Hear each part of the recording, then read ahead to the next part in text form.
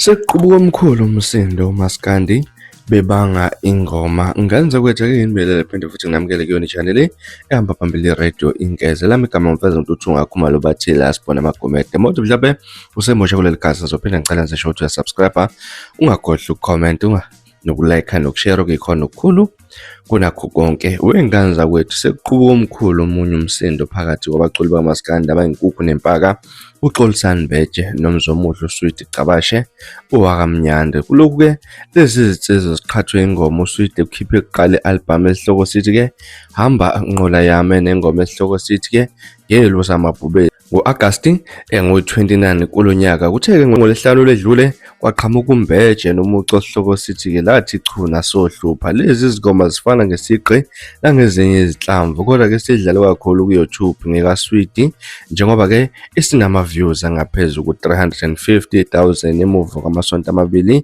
ekubeni kaMbeje sena 165,000 ku-YouTube emuva kwezinsuku ezingu-9. Uma-ke usayikhumbula ingoma kaSweet ethi Mahostela ihamba ngaleso sigqi bekhuluma kwenye ama-channel ku-YouTube, uSweet uthe-ke siyamcela ngempela isenzo sikaMbeje futhi-ke uyacela abasondelene naye ukuba bamkhuze ngomculo umsebenzi. Akusiniswa amahleza eziphendulela uMbeje uthe kungamampungu ukuthi uyena oweba ingoma kaSweet.